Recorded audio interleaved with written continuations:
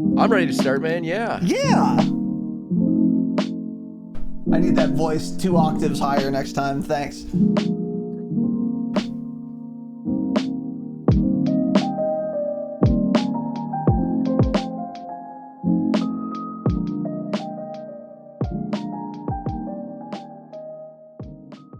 We are live, pigs.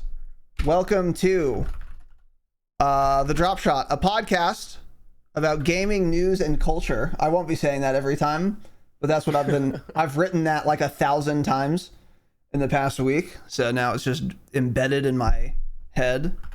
So I said it now.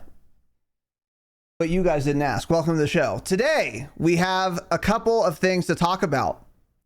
News of the week in video gaming. The big things for us are, and we're going to cover a lot today, but the big ticket items. Big Tarkov TV happened yesterday. A lot to talk about there. Insofar as Tarkov is relevant, I'm not actually sure how relevant it is. Someone in our chat before we started recording was like, bro, you guys said Arc Raiders was dead. Tarkov has even fewer players. I wonder if that's true. It could be. It's possible. But we're going to talk about it anyway. Marathon flop, some exclusive games, little GTA 6 action, some live service slop, and then the alien takeover coming for us, and some other stories. So stay tuned for all of those. Now, before we start, a couple of quick announcements. The first of which is that most announcements are going to be at the end of the show in general, going forward. However, I want to flag some things before we start in this case. Number one is let us know how Jake's microphone audio is as compared to mine. If it seems much quieter, much louder, or much more spiky, let us know. Or if it seems good, let us know. I think we've got it pretty dialed in, but not 100% sure. And then also, for now, we have settled on a schedule for the live streams, which are going to be around 9 a.m. Pacific every Saturday. That's when we'll be live. So it's going to be the same episode that you guys would hear on YouTube or the RSS feeds. But we have a pretty lengthy pre-show where we kind of just bullshit around, talk to you guys. So if you wanted to like talk to us live and actually get a response, then you'll want to be here live at the Dropshot podcast on YouTube, so that you can chat with us. Yeah. So if you want to do that, or you could join the Discord. The Discord is our little hub, a small but vibrant and extremely humble community. Join that. Links are everywhere. They should work. Hopefully they do. Discord was having a little hiccup yesterday, but it should be working now. And again, if you want to talk to us, hear us, or read us, I guess, you could do that. That's where everything happens outside of the actual recordings. But yes, that is pretty much it for announcements for now. We will have more at the end of the show, so stick around for those. But first, I want to get right into this Tarkov thing. Tarkov, Escape from Tarkov, for those of you who may not know, is a video game. And it is an extraction shooter. I think even if you don't play Tarkov, this is worth talking about because Escape from Tarkov is the extraction shooter. It was the first extraction shooter. It is the extraction shooter from which all other extraction shooters are, in some sense, derivative. So even if you don't play Tarkov or you don't like Tarkov, I think it's worth talking about if you are interested at all in the extraction shooter genre, because this is the genesis of it. Escape from Tarkov came out in alpha in 1960. And then it went into beta for another 10 years. And now it's officially been 1.0 for less than a year. I don't know when that happened exactly, but it has not been long. And one of the big things that was going on is that they officially launched the game with 1.0. So it's out of beta now. But they stopped doing wipes or they hadn't done a wipe since launch, and everyone was kind of unclear on if there were going to be wipes again. Wipe meaning in an extraction shooter, your character's like level gets reset, all the tasks get reset, you start from zero again. Because if you don't ever do that for an extraction shooter, it gets kind of pointless. Like, I've done all the tasks, I have all the money I could want, I have all the equipment I could want. Now what do I do? This is kind of a problem our creators, I think, was having, or at least it seemed to me, with the optional wipes. You need to make it mandatory. Otherwise, there's just no reason to play, because some players are going to choose not to wipe, which disincentivizes you to wipe yourself, because you're going to have to be fighting those people. So then you're going to be less likely to wipe yourself, pause, even though you want to, because you don't want to put yourself at a disadvantage. But then if you don't wipe, you're just going to be bored and have nothing to do. So you're kind of in this like shitty, weird catch-22 that I don't think makes sense.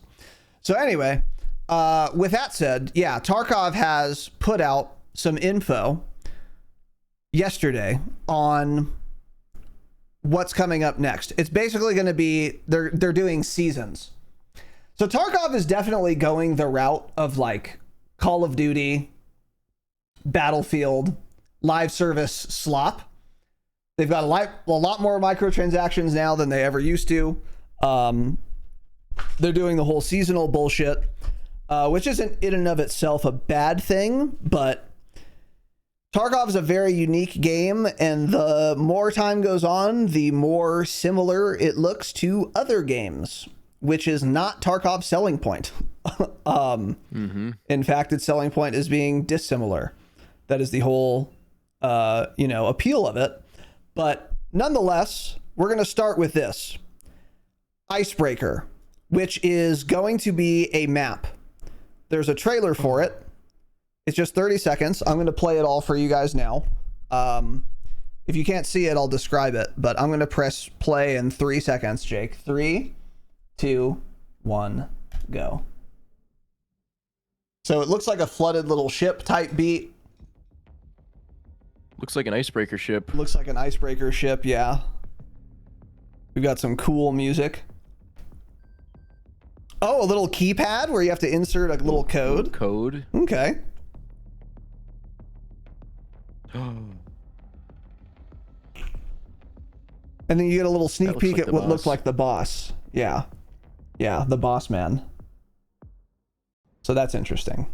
Now, more importantly than that, we have a tweet here from Very Bad Scav, who has compressed all of the info that we got from Tarkov TV. Tarkov TV, by the way, is when Nikita, the CEO of Battlestate Games, the dev for Tarkov, goes live on Twitch and haphazardly and sloppily disseminates info on what's coming next.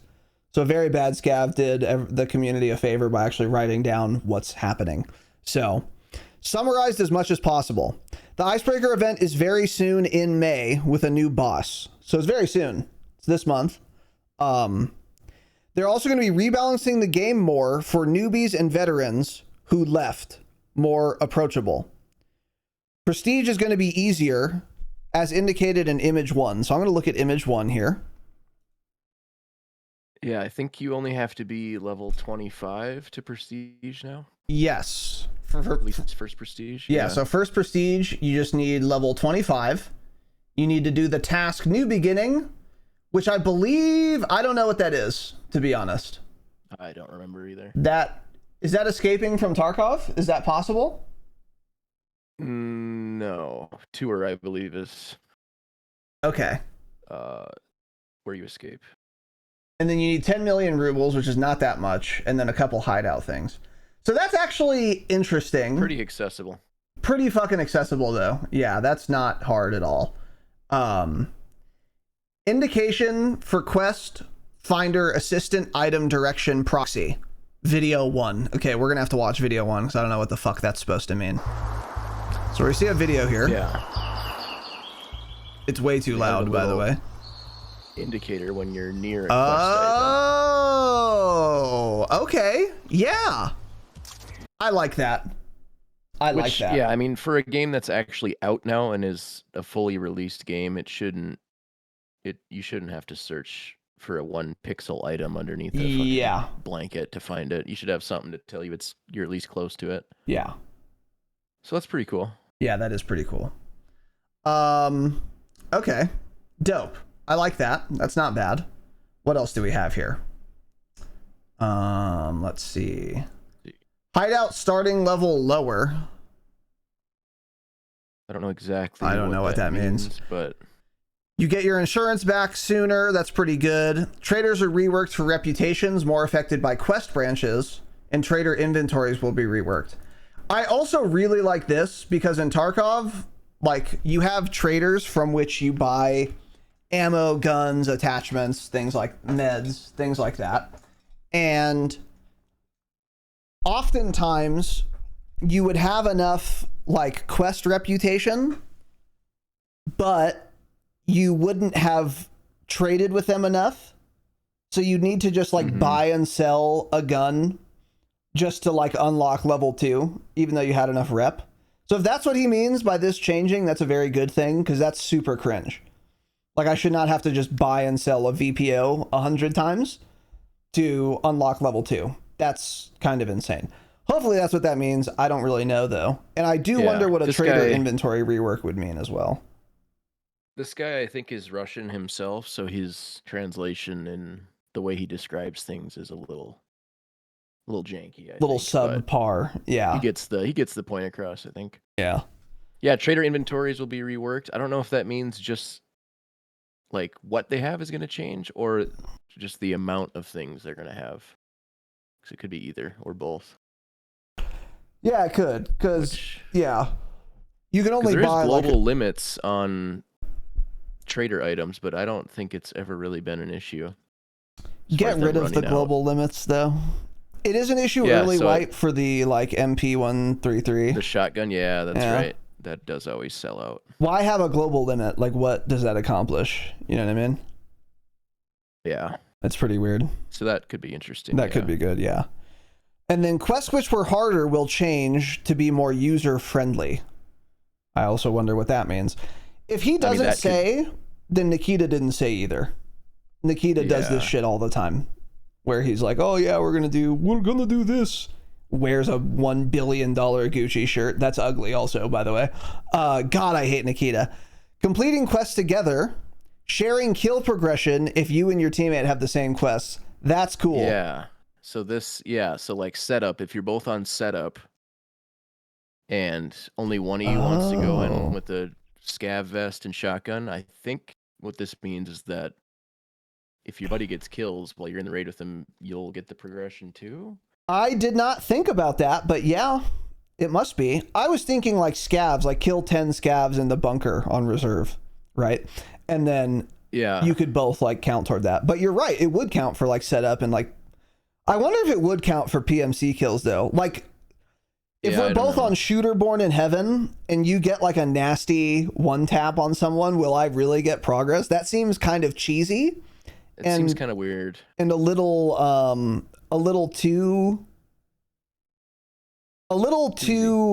exploitable for like carry services. Like, I'm going to have some guy who cheats.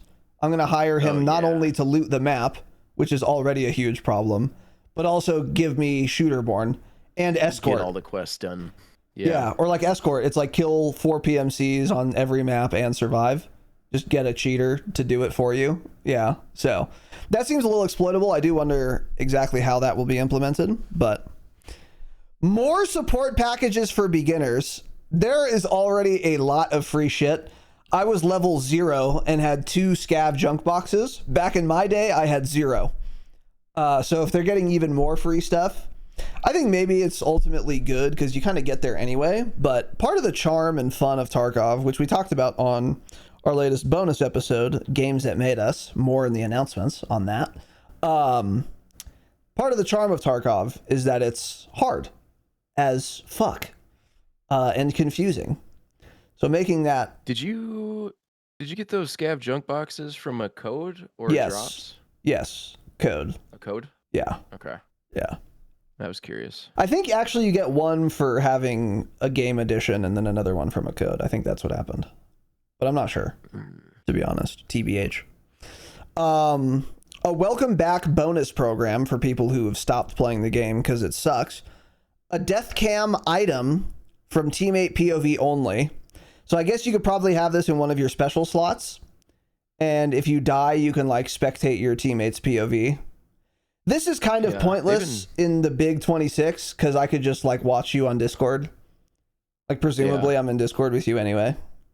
So I guess it's kind of cool. I know they talked about this forever, like a body cam thing. Nikita's been talking about that for years. So I don't know if that's actually what it is, if it's like on your chest. Yeah. Like you see from that perspective, or if it's just like you see what they see. I don't know. But say it with your chest. Yeah. With Discord, it doesn't really matter. Yeah, it just doesn't seem to matter that much. But the GPS system, which will show direction and approximately where you are at. That's really cool. Yeah, that could be gigantic. That is something, that's one of the things that is difficult for new players that I don't think should be. I shouldn't have to own a second monitor to simply play the video game. Like you load into customs and you just don't know where you are and it tells you a list of your extractions and you don't know what that is. What the fuck's an old gas station? If I'm new, I don't know what that is. And I certainly don't know that when I find it, if there isn't green smoke, I can't use it anyway. Like that, how would I know that without using third-party guides? That's something I have said a lot about COD, and I feel that way. I feel this way about every video game. I should be able to get all the information I need to play your video game within your video game. I should not have to use third-party software like fucking gunsmithguru.com. I forget what the website was called, actually. Oh, I hate COD, and I'm so glad I'm done with it. To find out what the real stats are, what the attachment actually does. I shouldn't have to do that. And likewise with Tarkov, I should not have to have 8 monitors where I have where the pixel sized item I need to pick up is and where it's located. Dorm room 712, subsection B. I shouldn't need that on a separate monitor. And I shouldn't need a map showing the extracts on a third monitor either. It's too much. So this is really good. Although I wonder what this is going to look like, because at the same time, it does feel too easy in a game like Arc Raiders, where there's like an interactive map and I can like draw a straight line exactly to where my extract is. I wonder if there's some good middle road. You know what I mean? Yeah. Well, the way he says approximately, I hope it means you don't like you can't see exactly where you are. You just kind of get a general sense of it. Yeah. Something else I didn't think about on the quest item little pop-up indicator thing on your screen. That'll help a lot for the quest items that can be in like 10 different places. Yes. Yeah. Like in Ground Zero when you need the wine bottle, for example. Yeah, and there's 10 different spots it could be in, and you have to check them all. Yeah. Until you find it. That would be nice. Yeah. Yeah, that would be really good. Yeah. So that's cool. Squad size limit is going to be 4 people instead of 5. So the biggest implications of this are that, so depending on what map you play, there is a cap to how many other PMCs are on that map. So for example, on Factory, I think it might be only Factory night, but maybe it's day and night. There can only be 5 PMCs on the map. So if you and 4 of your boyfriends load into Factory, you already know there is no other real player on the map. So you're just free raid. It's just a free raid, so you could like do any Factory task relatively easily because you only have to worry about scavs. On the other hand, though, now if every time you load into Factory solo, you could be against another 4-man, and that's it. Yeah. Which is kind of cringe. That is possible. Yeah. I think I might be misremembering, but I mean, not that it would probably matter too much, but I think they made it so it's like if you load in solo, it tries to put you with other solos, but obviously it wouldn't always be able to do that. But Yeah, it wouldn't. yeah, that's really only an issue on Factory, anyways. And Labyrinth, I guess. And Labyrinth, because I think Labyrinth was only 5 as well. Yeah. Cap of 5. Yeah. So that's interesting. And then it says overall, this is making it new player friendly, which I think first of all, or really stretching the definition of the word friendly, new player friendlier for sure. But is there going to be a warning when I put 300 blackout in a 5.56 mag that I dump into an M4A1? Probably not. So it's probably not going to be. As far as video games in 2026 goes, it will most certainly not be new player friendly, but friendlier, sure. And I think by and large, I will take that. An episode-based mobile single-player game in Tarkov universe is being developed. This is complete slop trash. So I think don't play mobile games. What I read, unless you were in Indonesia or something. This is going to be in PC Tarkov as well. Like they're going to make like a story, a separate story mode or something like that as well. But it's also going to be on mobile. Weird. I think that I might be wrong in that, but I think that's what I read. Okay. Well, we'll see more on that, I suppose. Yeah. Yeah. And then console for Tarkov. I don't believe Nikita. Nikita's lying. There's no way. There are almost too many keybinds for my 800 button keyboard to play Tarkov. How the fuck are they going to do this on console? What are going to be the lean buttons? The free look buttons? The aim overhead button? The sidestep button? Toggle tactical device? Switch tactical device? Turn on tactical device? Change zoom? Change which optic you're using? It's way too many buttons, bro. It's way too many. I don't believe it. I don't believe this is possible. Reload, swap to a particular mag, check ammo, select fire, full auto, check what fire thing you're on. There are so many buttons in this game. Change your walk speed, change your crouch height. I don't see it happening. I just don't see it happening.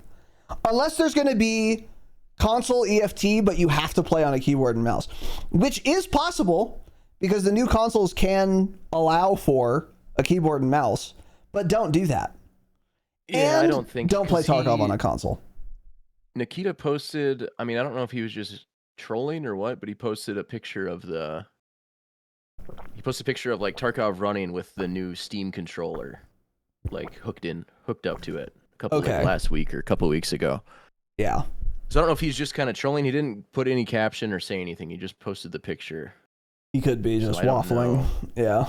Yeah. Even if he intends, and aim assist on Tarkov. Yeah, I mean, holy shit. If I start dying to aim assist on Tarkov, get your Molotov cocktails ready. Some special perks for the Unheard Edition only. This is the most expensive version of Tarkov you can buy. You give an XP boost to your teammates, and USEC and Bear cosmetics can be swapped between factions. So yeah, I saw that. What that means is basically you get every outfit in the game for both factions, and you can wear both. You can wear any outfit in the game. Yeah, you can wear a Bear shirt on a USEC and vice versa, yeah. Yeah. That's pretty cool. I like that. The XP boost to teammates is a little OP, but I mean, I don't really care that much, to be honest. Yeah, it's whatever. It's not super pay to win. After the Icebreaker event, there will be an in-game event on Shoreline, which is not a very good map if you're not going resorts. And then the in-game event, Icebreaker and Teaser, which we went over. A nuclear-powered icebreaker with radiation. I wonder if the with radiation means you're gonna... Because there are, like, items... And, like, it's been on the UI forever, on, like, the health tab of your character sheet. How many Geigers or whatever. Yeah, how many Rongton or whatever the fuck it's called. Yeah, that's a Ronton. And I am a nuclear physicist, so I know all about this stuff, so just ask me if you want to know. You have, but it's like never ever been used, so maybe finally it'll be used, Because I think there are also items in like stims in game that are like de-radiate items, but they just don't get used because there's no radiation yet. So that could be coming into play, which is kind of interesting. Some Twitch drops are happening in May. Apparel, There's more apparel. Yada yada. Lighthouse overhaul. I saw him talking about this where they're. I think now they added a new spawn in Lighthouse where you can spawn at the train station, like behind the water treatment plant. Yeah. But I saw them talking a bunch about they're working on overhauling it and trying to make it better because it's the worst map in the game. It's not even close. It's easily the worst map in the game. Yeah, it's a giant. It's all long range. There's horrible spawns. You just start getting sniped 10 seconds into the raid. Yep. It's trash. So hopefully they make that better. It's way too linear. Yeah, and player scavs spawn in before PMCs also, for some reason. So you're just getting farmed by raider loot, by Tom, Dick, and Harry with their little scavs and whatever. So that would be good. I wonder how substantial that would be. An in-game store is coming with new currency. No pay-to-win stuff, just cosmetics. We'll see how long that lasts. Use Tarcoin that you loot from the game, or buy Tarcoin currency with IRL money. Okay. July, there's an event on Old Factory. July or earlier, there's some other things. Seasonal character, Chord Breach. So this is where it kind of gets interesting. Okay. So the seasonal characters are going to start in July or earlier, he says. So right now, the character you're playing on Tarkov since 1.0 is your permanent character that you have to choose to wipe it if you want. There's no wipes on that character. From now on, it's going to be if you want a new character, you have to wait till a new season. And there's going to be modifiers for each season. So something I saw for season 1 is you're going to be able to pick from certain categories and getting certain buffs and nerfs to your character. So some ones I saw for season 1: negative nerfs to your character, allergic, some food, water, and medicine cause an allergic reaction. So you eat something and your guy apparently is allergic to it, and I don't know what will happen, but interesting. Bad. Okay. Bleeding chance is increased by 25%. Oh wow. So if you get shot, you have a 25% more chance of bleeding, which isn't good. Osteoporosis, limb fracture chances increased by 15%. Falling from heights deals 15% more damage. So those are some of the nerfs that you'll have specifically on your seasonal character. Interesting. And what they've said so far is that the lobbies are not going to be mixed. So if you're on your seasonal character, you're only going to be playing with people on a seasonal account. Okay. Or seasonal character. It's another meta game. It also says, it says 10 plus secret negative personal modifiers. So supposedly there's 10 other ones that you'll have that I don't know if there'll be some sort of pop-up or if you get to see them in some other menu or screen, but that's interesting. And then some of the buffs, for example, for this first season is marathon. Arm and leg stamina is consumed 10% slower. So you can run and aim a little bit longer, which would be kind of cool. Bushborne, walking in vegetation is 50% quieter and slows you down 50% less. That's really big. So that'd be cool. That'd be like old school Tarkov where you could sprint through bushes. You could just sprint through, yeah. Yeah. It'll still slow you down a bit, but not nearly as much. And then the last one it's showing is the Tarkov shooter. Bolt action rifle skill leveling speed is increased by 100%. And bolt action rifle skill starts at level 10. Huh. So that means for that task, you would just have that part completed right away without having to reload a Mosin 750,000 Yeah, that's another, times. Super cringe task, yeah. So those are some of the buffs and nerfs that you supposedly get to pick. Okay. I think it's like a package, kind of like a perk package from COD. You have to pick these positives, but they come with these negatives. Yeah. And I think there'll be a couple different packages you can pick. And then there's global modifiers for everyone, no matter which package you pick, which supposedly for season 1 is going to be no insurance. You cannot insure items at traders, which would be pretty interesting. Yeah. So these all would apply only to your seasonal character? Yes. Yep. Okay. Which, I mean, once the first season comes out, that's what everyone's going to be playing anyways. Yeah, true. So, and then no found in raid for hideout is another global modifier, meaning hideout zones don't require found in raid mark. Oh, that's good. Which means you could just buy all the stuff you need for your hideout on the flea market. Yeah. Yeah. And then there's a bunch of other secret modifiers in all three categories: global, negative, and positive. So that could be interesting. There could be some interesting changes to the way people play and the kind of the meta game play. Yeah. Yeah. So that'd be interesting. Yeah. Yeah, that's a the lot. most exciting part of all of it. Yeah. Yeah. Yeah. That's a lot of shit. And that is like pretty transformative, actually. That's pretty cool. Yeah. Yeah. Yeah, I like that. Cool. Yeah, very cool. I do. Yeah, I have a lot of questions on that, but I guess we'll find out once it happens. Because it's happening pretty soon in July or earlier. So they're also going to add the QBZ, which is some Chinese full auto gun, I believe. And then they're working on the FAMAS as well, which in real life can go full auto. So it'll be able to go full auto in this game as well, right? I would assume, yeah. Okay, because if it's just burst fire, it's gonna be dog shit trash. Yeah, I would imagine. Burst guns in Tarkov? I actually don't know. You can burst with like guns, but yeah, I don't think there's any guns that are burst only. Yeah, I don't think so. I don't think that's really a thing in real life. Yeah, I think they just have a selector for burst. Yeah. Yep. So yeah, seasonal stuff. Some other stuff, yeah. After seasonal character season 1, some more events and all that. Big Halloween event, not Hollywood. Yeah. I wasn't gonna say Hollywood. Yeah. Yeah. So yeah, we won't go through. And they teased another map called End of Line, supposedly an underground nuclear power plant. They put out a little teaser video for that. Fancy. Yeah. So that'll be kind of interesting.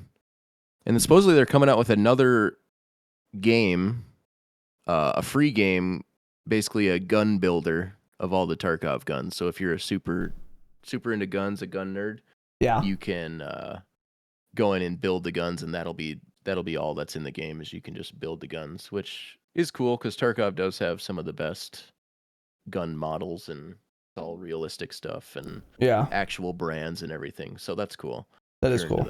Yeah, that is quite cool, actually. Oh, let me look at this. I wonder if we would want a Patreon notes view scene. We might actually want that. Anyway, okay, yeah. So there's like some more info on this stuff, like on the second season and all that. We'll get more into that when we get closer, because this is pretty far away right now. But some things that are cool: skill system overhaul, really good. Mod support, very interesting. I wonder what kind of mods they would allow in Tarkov. And some other stuff that we'll get into as we get closer to that. But this is actually a lot, and I think they needed to do this because a lot of people, Tanner and I talked about this a couple of weeks ago, kind of just got sick of Tarkov and fell off. I mean, the cheater problem, I imagine, is still quite bad, number one. And then, oh, I just went offline for a second. I'm back, though. You did, yeah. With some other weird things that are going on that we won't get into right now, but this is a big season, it sounds like. Very ambitious. I'm pretty surprised there's this much going into it, to be honest with you, because they put in a lot of stuff and work to 1.0, and I thought they were going to be tuckered out and kind of out of development steam, but it seems like they're not. However, we'll wait until it actually launches and see how well they've done. They've been very ambitious with their roadmaps and what they're going to put in the game. Yeah, over the years. So they sure have. we'll see what actually comes to fruition and what actually gets put in the game, because Nikita loves to just hype shit up and then it never happens. So Right. we'll see. Yeah, we're the guys who will see. I'd be actually interested in starting the seasonal wipe though, potentially. Oh yeah, I'd be down. It'd be good content too. So we'll see. Yeah, we'll see. Yeah. Oh, and also Arena has got some armor and weapon rebalancing. The meta bar restrictions are lifted, so you can just be as OP as you want on the class you're on. But Arena sucks. And one of the big problems with Arena is it uses different systems than the regular game. So you don't move the same way, you don't aim the same way, the recoil's like different. It's very weird. It's very weird, and the file size is bigger for Arena than the main game, by the way. It's just all very strange. It's too dissimilar from real Tarkov, but it's similar enough to trick you into thinking it's similar or the same. So it's just trash. No one likes Arena, but anyway, they did more to it. So moving on from that, I want to talk about this a little bit. PlayStation has reported a $765 million impairment loss against Bungie after both Destiny and Marathon have underperformed. Sony acquired Bungie for $3.6 billion in 2022, and since then have not made a profit on the acquisition. So that's what an impairment loss means. Effectively, an admission that their investment did not pay off. They overpaid. That's an overpaying. Because when Marathon came out, it had decent reviews, but people called it too punishing, oddly, and the player drop-off was very fast.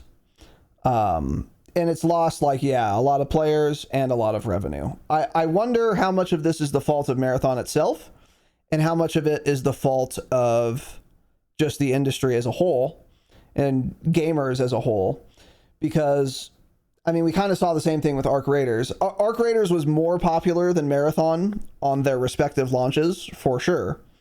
And Arc Raiders had more staying power than Marathon seems to have had. But people did eventually move on from Arc Raiders. Not many people playing that now as compared to, the first month. And the same is the case for Marathon. And I just wonder how much of this is the fault of these games and how much of it is just a consequence of being a game dev in 2026, where there's just so much competition now. Another thing I have heard, I was watching, I think it was Desmond or something, because a lot of the Tarkov streamers that I watch gave Marathon a lot of time, but they've all gotten off of it again since then. And Desmond was talking about it, and he was like, it's way too team oriented. Like, it's impossible to play it solo. And I'm assuming what that means is the time to kill is long enough or slow enough to where you can't really 1v4, because it just takes too long for you to kill one person. That would be my guess as to what that means. Because like in Tarkov, if I'm way better than you and your 3 friends, I'll just head tap you all one by one. Like, you're instantly dead. You can easily get one tapped in that game. If I shoot you in the head with good ammo, you're probably dead. Yep. So like, you can 1v4 no problem, because the time to kill is 0 milliseconds, or bullet travel time milliseconds, which is not long. Whereas if you're playing like Marathon, I'm assuming what that means is if you're playing Marathon, that is just not possible. So if you're playing solo and you run into a team of 3 or 4 people, it's just too much health to chew through. So if they have 4 guns on you, even if you're better, it's just going to take you too long to get through all that health. So you just can't play solo. So then you just stop playing. That is a huge problem, and I'm not sure how you fix it, I guess, other than raising the time to kill, or rather lowering the time to kill. What do you know what the time, am I correct in that assessment, Jake? Do you know if the time to kill in Marathon is slower? I mean, I played it a little bit, like in the beta or whatever. It was definitely longer, and it's not only the time to kill, it's all the different like character abilities and shit too.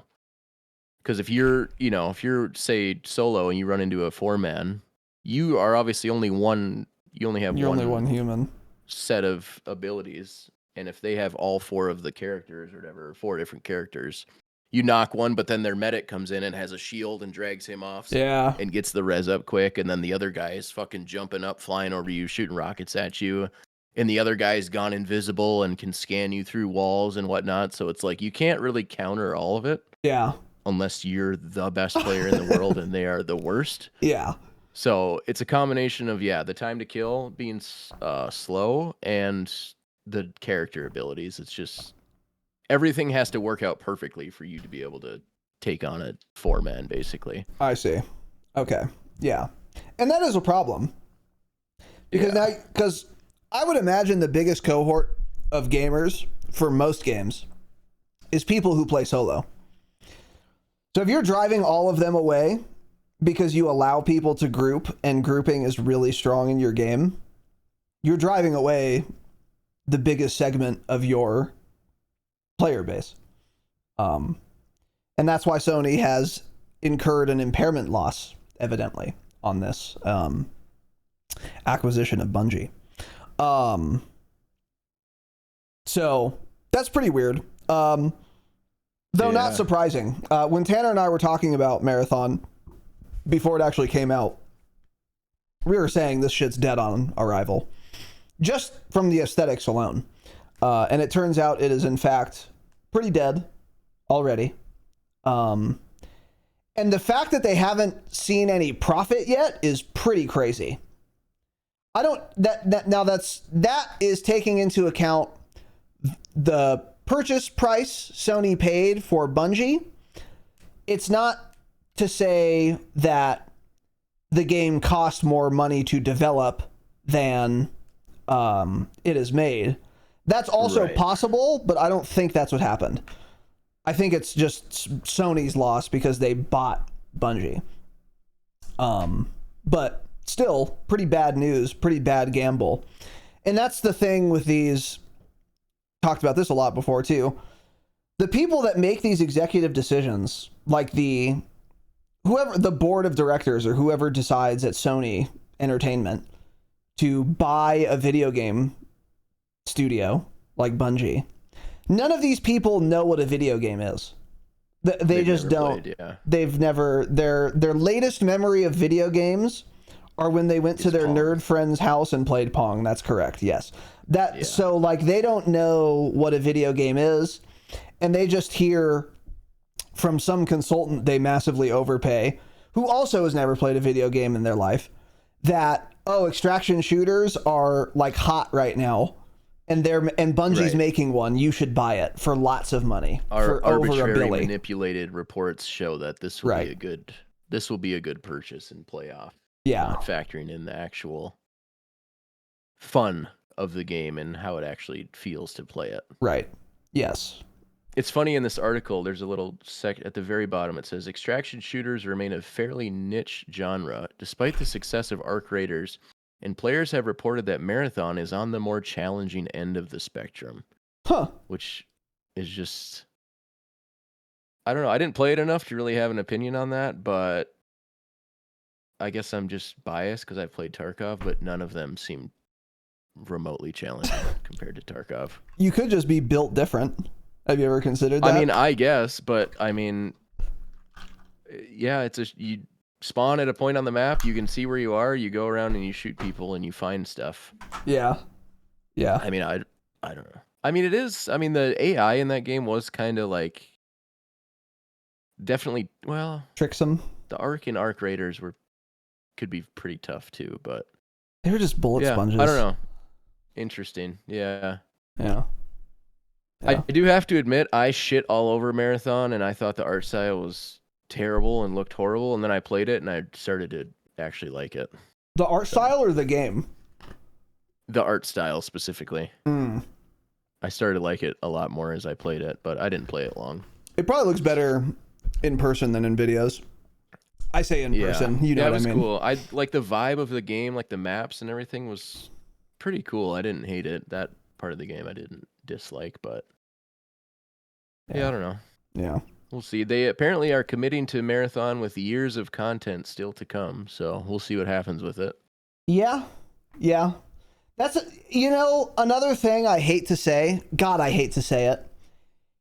These days, if your game is not a success on day one, you can't really save it. People will not give you a chance. It's hard to bring them back. Very hard. The audience just does not give second chances anymore. So, like, even if you do overhaul the game and make it perfect, which has happened sometimes, by then, a lot of the people who initially gave it a shot wrote you off and will never come back, even if you do make the game genuinely perfect. I think one time this sort of didn't happen was like Call of Duty World War II. That game was just, I wasn't playing it at the time, but from what I understand, it was just a total fucking mess on launch. And then eventually, like 6 months later, they cleaned it up and it was actually like fun and good. But I can't imagine they hadn't lost a motherfuckload of players by then.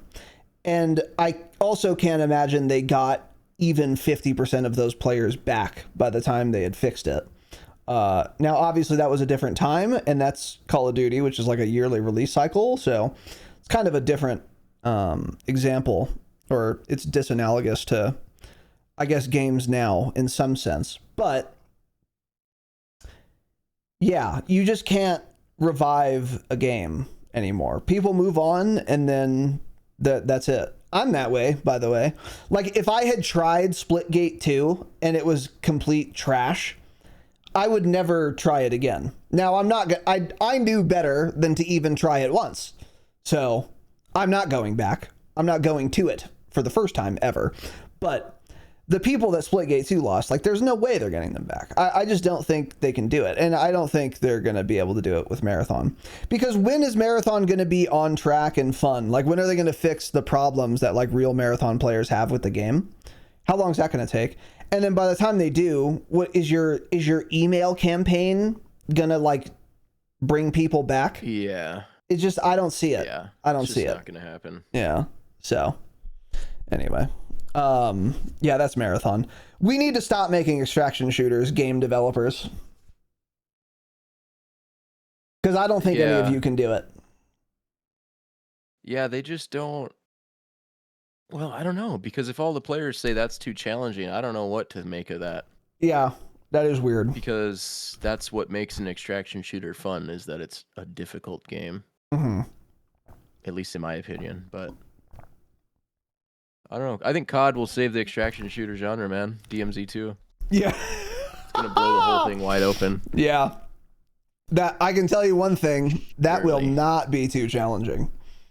No. Plus aim assist. So, anyway. We'll talk a little bit about COD later, but moving on from that is this next thing here.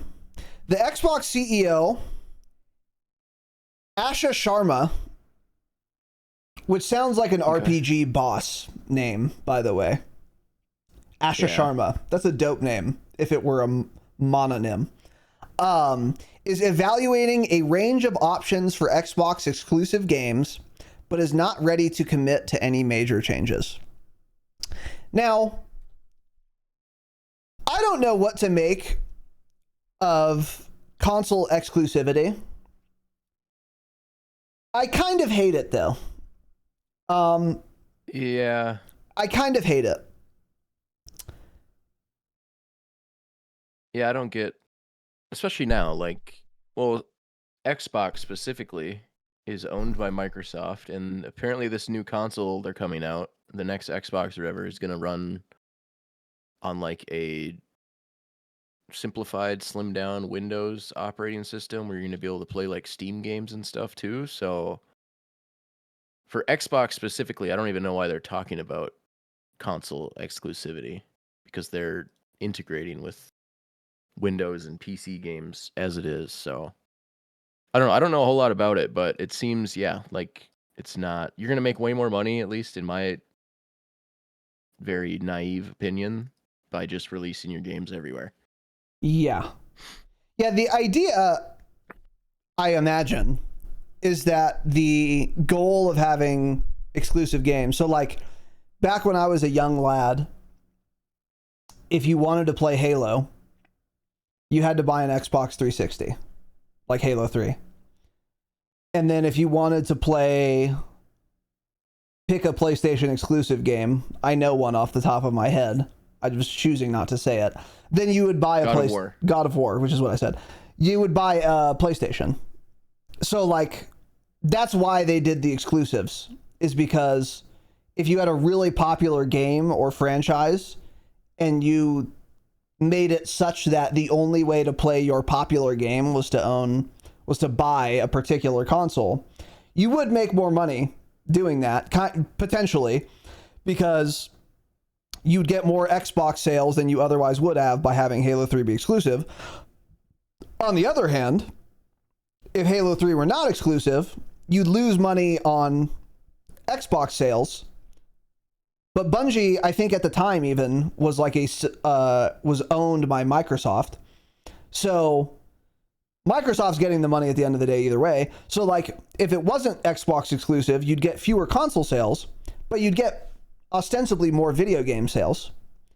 Now, statisticians over at Microsoft, I'm sure, ran the numbers and decided it was more lucrative to do what they did, the console exclusivity. But what about the consumer? Because if there's anything that I am, it's a consumer advocate.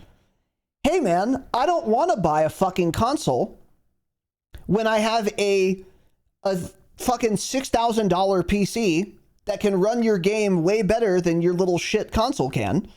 Let me buy it on that. It bugs me. This is now. Especially these days when consoles are so goddamn similar to PCs anyway. It feels like a complete waste of money for me to buy a console, even a new console, like the next gen console. The consoles that come out after the current generation are still going to run worse than my PC right now. That's like 5 years old. I guarantee it. Because this is the one thing I spend money on. So, like, it would still feel like a total waste of my money to go out and buy a fucking console just to play a video game. And it pisses me off. This is why I didn't play Pokemon for so long, actually. I like the idea of Pokemon, but you can't get it on PC, and you can't get it on any other console besides a fucking, I guess now, Nintendo Switch or Switch 2. So I just never played Pokemon when I would have been playing it for, like, I'm not kidding, 20 years by now. Not 20, 15. I would have been playing Pokemon for 15 years by now if they let me get Legends Arceus on fucking Steam. But they didn't. So I just refused to do it. Eventually I did give in, buy a Switch 2, and then never use it. But that's beside the point. They also do lose...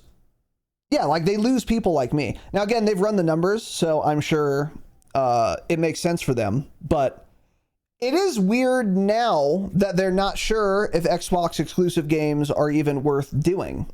And I wonder how much of the calculus is, will PlayStation do their own exclusive games? Because if they have exclusives and we don't have any exclusives, that seems like a major risk to run. Because then if you're looking for a console and you don't really have any allegiance, well, I'm going to buy the PlayStation because I can play more games on it because there are no exclusives for Xbox, but there are for PlayStation.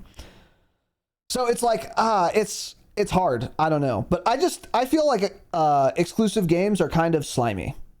I feel like it's kind of slimy and it bugs me. And I don't think you're losing that much money by not having exclusives, because then people will buy those games anyway. If you're the publisher, which Sony and Microsoft are for a lot of games, actually. Anyway, so I don't know. What do you think about it, man? I just feel like nowadays, all the good exclusive games are all single player games. There's no good exclusive multiplayer game. That you can't do that. There's not enough. There's no Halo today that's only on one console that is a multiplayer focused game. True. So all the good exclusives now are single player games, and I don't know, again, they've run the numbers, but how likely are people going to buy a specific console to play a certain single player game for 20 hours and then True. they're done with your game. And now, like, every game, it has to be so good to have any staying power. So, like, if your exclusive is going to be that good that you are banking on people buying your console for it, you've pumped a motherfuckload of money into the development of the Yeah. game True. to make it good so people don't quit playing it after 2 weeks. So it's like, I don't know. I mean, I feel like nowadays it's just make good exclusives, whether they're single player, well, or not exclusives. Make good games, whether single player or not, and put them out everywhere. And I don't know. I just feel like that system of video games is just kind of dead. It's like I don't know if you remember. Do you remember the music streaming platform Tidal that Jay-Z came out with like 10 years ago? TIDAL. I do now. Yeah. Yeah. Yeah. That's what they tried doing is like you're only going to be able to like artists are going to release their music on Tidal and you're only going to be able to listen to it here. It's like, well, yeah, it's kind of an interesting idea, but then everyone's like, I don't care enough about that music. I want to use the platform I already use where I can listen to all my stuff. Yeah. So I'm not going to, even if I want to listen to that specific music that's on that title or on that platform, I'm not going to buy it and pay for it. I'll just be fine without that and stay where I'm at with all my other stuff. Right. Yeah. It's kind of a similar thing to that, I think, is like, that's a good point. I don't know. That's a good point. I feel like that's just kind of dead. Yeah. With all this stuff, like all the everything is kind of converging, especially with AI and everything now. Like, everything is starting to run together as one. And it's like, you can't, if you're trying to silo yourself off on a specific platform, I don't think that's smart in the long run. But I don't know. Obviously, it must work on some report. It must make sense on some fucking spreadsheet. Yeah. Then again, so did acquiring Bungie. So. Yeah, and so did Highguard. If there's one game we can not see failing this year, it's Highguard. Someone said that and was serious about it, supposedly. Yeah. So yeah, they were dead ass. Yeah. Yeah. Pretty pretty interesting. Yeah, that's a good point on Tidal. I guess that Tidal is dead as motherfuck. No one's even heard that word in I haven't 10 years. Yeah, except oceanographers. Yeah. I think you're right though. I think if you want to do exclusive games, if you wanted to be successful with it, you would have to have like 3 good games. Because like I'm not buying an Xbox just for one single player game, even if it's like a really good single player game. Because you're right. Yeah. It won't be a multiplayer game. Those days are over. Period. You won't make one. It's just super not happening. Especially with how prevalent gaming PCs are now. That's what a lot of gamers have. So like you're just not gonna have another Halo multiplayer resurgence like that and keep it Xbox exclusive. There's just no fucking way. So you would have to have like 3 really good single player games that are each like 40 hours or something, and then maybe you'd get me to opt into that. But is the juice worth the squeeze on that? I don't know. And it's a gamble because the games have to be good. And no one knows less whether a game is good or not than the very people developing it. Obviously. Precisely. See Highguard. See Splitgate 2. See massive litany of video games that are dog shit trash. So, yeah, I don't know. I hope they don't do the exclusive thing selfishly, but I guess the only we'll good see. thing about if Xbox has exclusives, since we're on PC, is that now since Xbox and Windows are all like connected, I think you would still get the PC version or still get to play it. Oh, is that so? From what I understand, at least. Okay. Well, that's kind of the way they're moving. They keep talking about this new Project Helix, the new Xbox is like gonna run Steam and whatnot. So I assume if you buy the new Xbox and there's an Xbox exclusive, I don't know. I imagine you're gonna be able to play it on PC. I would hope so. Who But knows? yeah, It who is knows? Microsoft and Windows. There's not a program that runs worse on Windows than the Xbox application. So True. could be It's really completely wrong on bad. that. My Xbox Pro controller that I was running on PC via the Xbox application worked seamlessly for days and days and days. And then one day, even though nothing at all changed, not a goddamn thing, I didn't change the fucking batteries. I didn't plug in a USB stick. I didn't get a new mouse. I didn't get a new monitor. I didn't install an update. I didn't even fucking download a file. It stopped working. Just done. For no reason, for no discernible reason. I tried for hours to fix it. And then I said, motherfuck this. This app is trash. The controller worked fine, by the way. The hardware of it worked fine. Like the buttons that weren't working, still registered input. They just weren't doing the thing I wanted it to because the app stopped working for no discernible reason. So I said, fuck it. Okay, sure. I'll never use this app again. That's fine. So then I got a new controller, separate brand. Microsoft lost my business forever.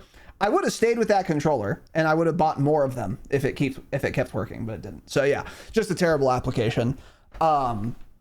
Really, really, really, really fucking bad stuff. But Really bad. Horrible. Yeah, horrible dog shit trash. But yeah, My Game Pass didn't work for like 2 years because I sat on a customer support call with a Microsoft guy trying to get my Xbox Game Pass on my Windows PC, also run by Microsoft, talking to a Microsoft support agent for 2 hours trying to get it to work, and we never got it working. He didn't get it working. yeah, Never happened. yeah, Just insane. yeah. It's the same company that oversees all of it, and it doesn't fucking plug in together. Yeah, Just crazy. it is fucking wild, man. Yeah. Fixing your name tag a little bbit here. These are what we call growing pains, boys and girls. You gotta let us grow painfully. Just he micro adjusts. Oh, a nasty micro adjustment. All right, it's fixed. Anyway. Yeah. The thing with dude, if you want to sell consoles, here's the biggest audience right now, I think, of people buying consoles.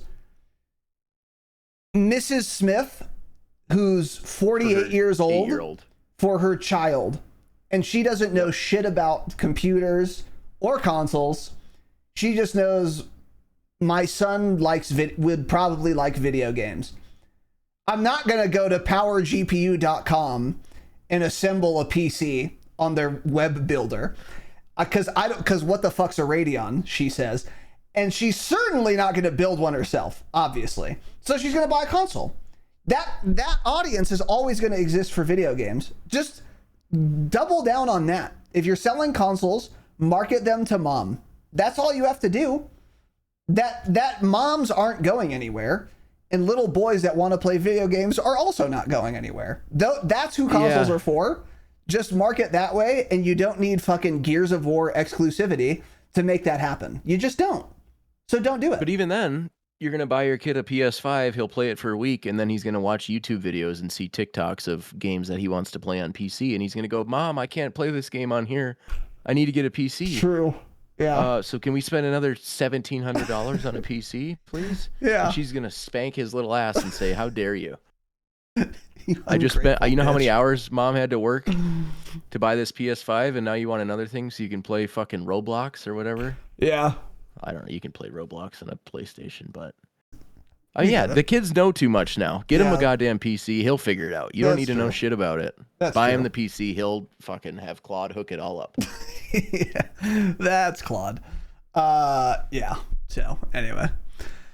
Okay, a couple other little things here. Call of Duty is finally not going to be developed for PS5 or for old consoles. Call of Duty Modern Warfare 4 per a post on Twitter, you get it, from Call of Duty's official X account. Not sure where this one started, but it's not true. The next Call of Duty is not being developed for PS4. Motherfucking finally. Hey, Finally. right when I stopped playing, they make substantive improvements. Yes! Yeah. Fuck yeah, man. Don't care. I won't go back to MW4 anyway. But a severe hindrance to Call of Duty since we had started this podcast, which was originally about Call of Duty, it had been utterly hamstrung by the fact that they developed it for the PlayStation 1. Like, dude, these people will get new consoles if you stop making Call of Duty for them. I promise. Just don't make it for the PlayStation 1 anymore. Because now all the updates take way longer. There are way more bugs. And their performance is shittier. And it looks shittier. Because it has to be, the application has to be capable of running on a PlayStation 1. Stop! So they're finally stopping. Really good stuff. It's amazing to me that it took this long, but I'm glad they're doing it, finally. Yeah, when did... The PlayStation 4 was officially launched on November 15th, 2013. I mean, what are we doing? It's time. Yeah. It was time 4 years ago. Yeah. God damn it, is it time. So BO7 runs on 12-year-old, 13-year-old hardware. I mean, why? Just insane. Just diabolical. Yeah. So anyway, that's good. Anyway, this next update thing requires restart. Yeah, that's an update requiring a restart. Battlefield 6 and RedSec Season 3 begins May 12th. There's a gameplay trailer I'm not going to do the disservice of showing to you. But there's guns and rockets and vehicles and tanks and stuff's going on. Yeah. That's the gist of it. That's the gist of it, yes. As we suspected, as everyone knew, especially Battlefield players, I'm not one, really. I played it some. It was fun for a while, and then it got boring, as Battlefield wants to do. But everyone knew what was going to happen, or what has happened was going to happen, which is that it was going to fall off of a cliff steeply. And that's exactly what has happened. There have been a litany of issues with Battlefield post-launch. Namely, the content pacing has been slower than the community would like, I would say. Is it slower than as compared to older Battlefield games? No, probably not. But again, this is kind of a through line of this episode and this fucking podcast, really, is that the player base just demands more now. They just want more. The player base for any video game is way greedier than they used to be, because if you're Battlefield, you're competing with like Call of Duty, who puts out, it's slop, but it's a lot of content at a rapid fire pace. It's slop shit content, but it's a lot, and some people are into that. So if you are putting out lesser updates on longer timescales, your player base is going to be mad and they're going to leave. Especially when you're not only competing with COD, but you're competing with brand new games coming out every fucking day. And there are a lot of new shooters always coming out. So like, you are just beating them back with a stick, or trying to. And if you wait 2 months between seasons or whatever, people are going to get bored and they're going to get up in arms and they're going to leave. And that's what's been happening with Battlefield. Now, again, we all knew that was going to happen. And for a game with a 3-year life cycle, you wouldn't expect it to, maintain 400,000 players a day on Steam for 3 years, obviously. But it's had a pretty dramatic drop off. And Season 3 has some things going on, but it's kind of live service slop. Yep. It's kind of not good. I remember hearing a guy, I won't say his name. He always used to say marathon's a sprint, or a marathon. Jesus. It's a marathon. Battlefield's a marathon, not a sprint. Yeah, that's Voldemort. He who will not be named. Yeah. Yeah. It is a marathon, man. It's that's how Battlefield always goes. It's good for a little bit, and then it sucks, and then they do an update, and it's brings some people back, and it's kind of cool, and then it dies off again. I'm kind of interested that they are, interested. I was going to say surprised, but I'm actually not. That They are actually calling this season 3 for Battlefield and RedSec, as if RedSec is a video game that people play, which interestingly it isn't. No one plays RedSec. No one cares about RedSec. That shit really fell off a cliff. Like, some people still play Battlefield multiplayer. No one plays RedSec anymore. No one talks about RedSec anymore. It's just not compelling at all. RedSec is Battlefield's battle royale, by the way, for the uninitiated. And they had put like $1 million in prize money for like officially DICE sponsored, sanctioned RedSec tournaments. I don't know what's going on with that. I haven't heard anything about it. Like, I have no idea. Just no one cares. Yeah. What a big waste of money that was, though. Boy. And we all could have seen this coming, because we played RedSec actually, and it was fun for like a week. And then it became very unfun. Why? Number one for me was fucking tanks. Don't have vehicles in a BR, but you kind of have to if it's a Battlefield BR. But even setting that aside, even if you're fine with the tanks, the vehicles at large, writ large, it's just very derivative. It's like, it's a very standard battle royale that had nothing unique about it at all. I guess except the vehicles, but those aren't compelling enough to keep me around. Yeah. I actively dislike the vehicles. So the one unique thing it has sucks, in my opinion. And I guess I'm not alone, because no one's playing it, so no one finds it compelling. But Tanner and I had said this originally. Who is a Battlefield Battle Royale for? Because it's not for Call of Duty players, because it's way slower than Call of Duty, Warzone, and there are vehicles in it. So Call of Duty players are not going to like that. It's not for BR players in general, because it's just like derivative slop with nothing going for it, except the vehicles, which again, I don't think if you're a PUBG purist, you're going to love the idea of getting in a fucking Abrams or a Bradley and mowing people down as they run across the road. So it's not for them. And it is most especially and certainly not for the average Battlefield player. They hate battle royales. They all fucking hate them. They all say that. They'll tell you this. Go ask one. Go into some dumpster alley and look for the cockroaches and ask one. So like, who is this game for? I just don't understand. And it turns out no one, and that's borne out by now. So yeah. It's like the old GTA games where you could go like to the bowling alley and play, and it was like, it's like a mini game basically. It's like, imagine if they held a tournament inside of GTA 4, a bowling tournament for $1 million. It's like, the game sucks. It's True. If I want to play a bowling game, I'll go play an actual game developed around the entire concept, not some side game. Yeah. Dog shit. Slop. Yeah. That's a great point. Yeah, you have $1 million of prize money for your meta game. Like, what? For your side, yeah. Yeah. Great. Yeah, that's a good way to put it. So that's dead sick. That's what I always call it. Dead sick as fuck. Yeah. So anyway. And then on GTA 6, this is sort of at least orthogonal to the console exclusivity thing.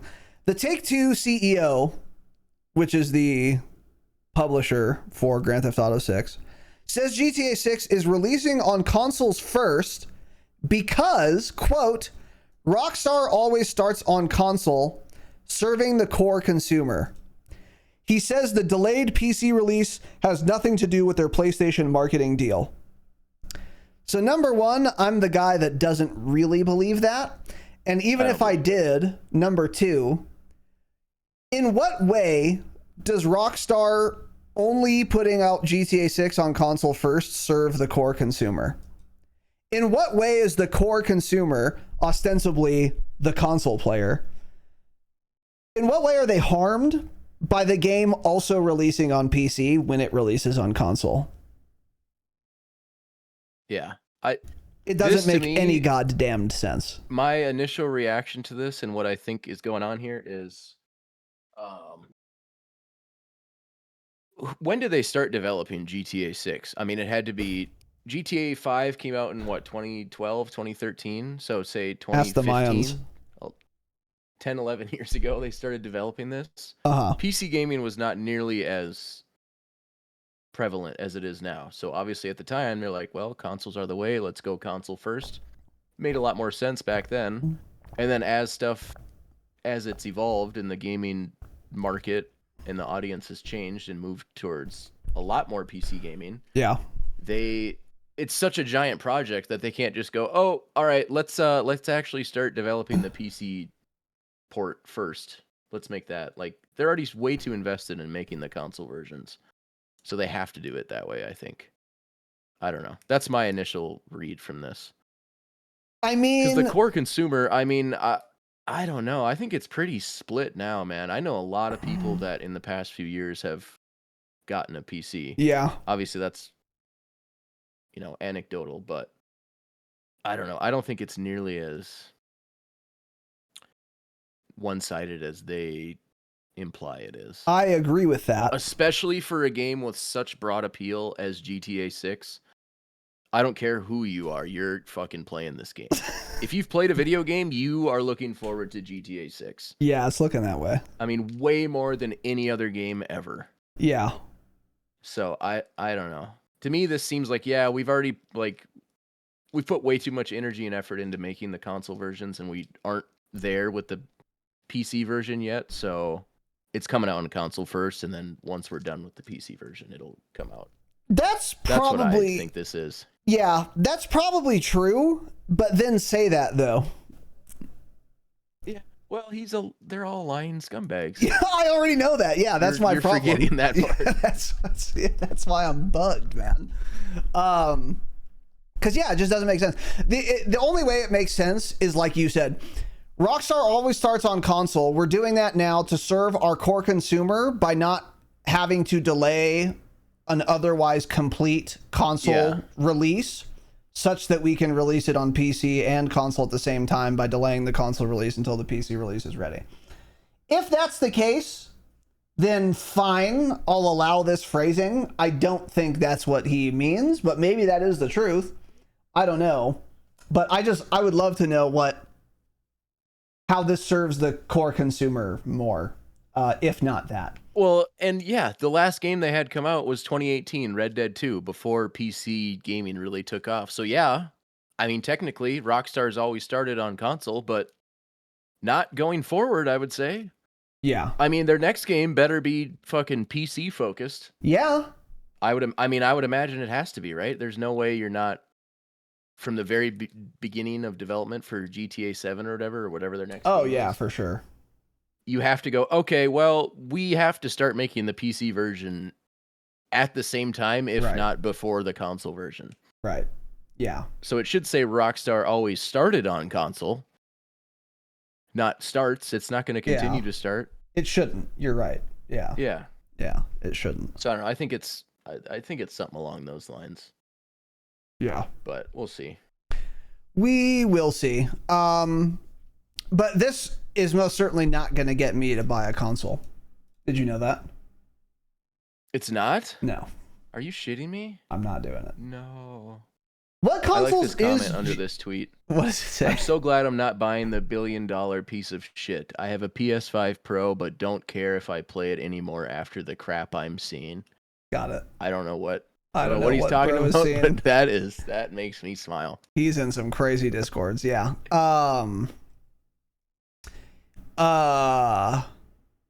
Or actually, this is probably right. Yeah. Only reason is that they love to double dip on the sales every single time. They'll put it out on console first. They know a lot of people are impatient as motherfuck. They're going to get a console just to buy the game and then also buy the PC version. Or they own a console already and they want it on both. And they're going to buy it. But yeah, they'll just buy the game on both, so they're double dipping. That's what it is. That's That's a part of it for sure. Yeah. Scummy. Which is scummy. And that doesn't serve the core consumer. That's a disservice, actually, to the core consumer. So, I don't know. Very weird stuff, though. Although, I don't know why I said that. It's not weird at all. That's what everyone expected. I just don't. I don't like it. And I don't like that very flimsy rationale. So, anyway. Another thing quickly here. I don't really have too much to say about this, but GameStop has officially announced that they're proposing to buy or to acquire, I guess, eBay at $125 per share. Which, yeah, comes out to like a $56 billion valuation, I think. That's a lot. I think that's what it is. 56 billion? Really? I think that's what it is. Wow, that's a lot. Where the fuck does GameStop get the money? I thought they were dying. That is the question. Yeah. Who's funding this? CBS News, GameStop offers to buy eBay for $55.5 billion. Damn. That's crazy. Yeah, yeah. I mean, you go in there to sell a fucking PS5 that you bought for $700 off the shelf, and they'll say, yeah, I'll give you $25 for it. Yeah, yeah. They don't have any money. Maybe they do. Maybe that's why. Maybe they're so goddamn stingy because they've been ripping people off that they've just been hoarding cash. I don't know. Billions of dollars of refurbished PS7s or 5s, whatever. Yeah. Holy shit. Maybe. I don't know. You go in the back room of a GameStop and it's just cash piled up to the ceiling. Yeah, I don't get it. I don't get where they get it. Very weird. What? I didn't know eBay this was is a headline for sale. You would have seen in 2005. True, actually, yes. Because who the fuck is using GameStop or eBay in the current year? Yeah. Like what? Yeah, I don't know. This is weird. This is very strange. Yeah, it's very fucking strange, man. I don't get it. Yeah, I don't know. There I guess are implications for physical and online gaming resale and collectibles. Okay. That's what Grok tells me. Okay. What implications are those, though? You know what I mean? I don't know. I guess I'm not in like the resale market. Maybe eBay is still used if you're like a Pokemon card collector and you want to buy a PSA 9 Charizard, you got to go to eBay. So maybe GameStop is interested in that. I don't know. But like, how much? $50 billion worth? Yeah, that's the thing. I mean, that's the thing. I don't know. Like if Amazon bought eBay, I wouldn't even flinch. I'd be like, oh yeah, okay. Right, that's like eBay sells shit, so does online, so does Amazon. I get it. That makes sense. And hey, Amazon has $800 quadrillion, so this is a drop inside of the bucket. That's totally fine. I get it. But like GameStop, what? Huh? I thought they were filing for bankruptcy, not to acquire other companies. It's very weird. I don't get it. Yeah. I don't. It is out of the left field, as they say. That's straight out of left field. Holy shit. So anyway, I have nothing else to say on it really other than to alert you guys that this is happening, and I don't know why. Yeah, that's a red alert. That's a red hot alert. Yeah. So anyway. All right, so that's pretty much it for video game stuff. We do have some announcements, but we have some little pet interests, some hobby horses to ride or beat. What the fuck's a hobby horse? I don't know what that expression means. You've never seen that? I don't know. Oh, is that the gymnastics thing? That's where they get those little, the little sticks. It's like a stick with a horse head on it. Oh, that's a hobby horse. People go and they run around a track and race each other with those between their legs. Are we dead ass? Yeah. When you say people, when you say people, are you referring to 7-year-old little girls? No, there's adults. Wow. Adults. Like 18 plus? Yep. That's crazy. Yeah. Don't hobby do that if you're an adult. The United States Hobby Horse Championship. Buy your tickets today.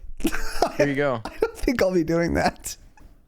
Holy shit. I guess here in this website, it's mostly kids, but I have seen videos of adults doing it, and it makes me feel weird. That makes me super uncomfortable. But that for is, an adult to pretend they're on a fucking broomstick. Yeah, that's really bad. That's a hobby horse. Yeah. Yeah. So. That's, yeah. I'd rather you do Civil War reenactments 10 times over than do that. So. Yes. Anyway. Without a shred of a doubt. Yeah, not a single shred of doubt. With that said, these are our hobby horses.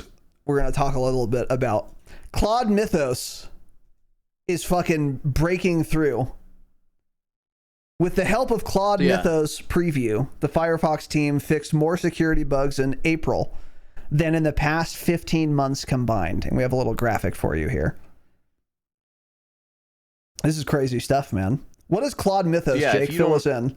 If you don't know anything about this, Claude, if you don't know what Claude is, it's one of the AI LLMs, one of the frontier models, as they're called. Yeah. It's pretty cool. It can do a lot of cool stuff. Now ChatGPT came out with their similar version to Claude Code and all that with codecs and whatnot. But anyways, all these frontier AIs are moving so fast and getting so good that a couple months ago, Claude, or Anthropic, the parent company of Claude, released basically a press release saying, hey, our new model is so fucking good at coding and cybersecurity that we can't just release it to everyone because it will fucking disrupt everything that runs on software.